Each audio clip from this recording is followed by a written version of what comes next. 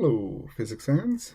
This is Dover Animatrix, Physics 11 is what we're covering today, and it's on the first review worksheet for Chapter 1. We're going to do question number 4. What does the worksheet look like? It looks like that. And we're going to do question number 4. Here it is. So, Callie left school and traveled towards her friend's house at an average of 40 kilometers an hour. Matt left school 1 hour later and traveled in the opposite direction with an average speed of 50 kilometers an hour. Find the number of hours Matt needs to travel before they are 400 kilometers apart. So there's initially a time where only Callie is running, and then there's a time when both are. So Matt left 1 hour later. So Callie ran for 1 hour beforehand. Callie. She was traveling at a speed of 40 kilometers per hour. And the time that she did it was for 1 hour. So we need to know how far she traveled. So the distance is velocity times time, or speed times time is distance, sorry. And it's 40 kilometers an hour times 1 hour. The hour unit cancels out. It'll be in kilometers, and it's just 40 kilometers. It's a pretty simple question there. And that's the initial part of just Callie only. Now this is the relative one. So this is relative velocity,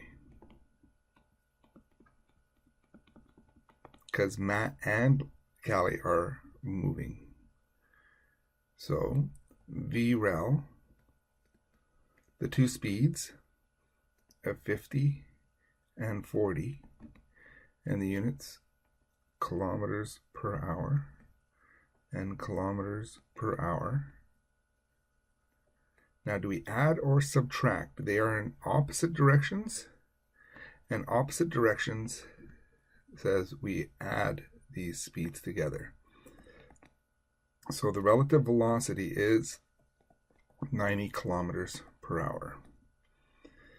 The distance rel, how far do they travel? Well, it was initially 400 meters apart. They want to be 400 kilometers apart. But Callie already did 40 of it by herself. So they only have to travel 360 more kilometers. Only 360 more kilometers do they have to travel at 90 kilometers an hour to be separated by 400 kilometers.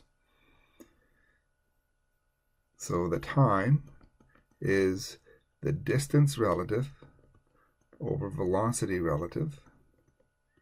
The distance relative is 360 more kilometers that they have to get further apart at 90 kilometers an hour. And that will be just 4 hours.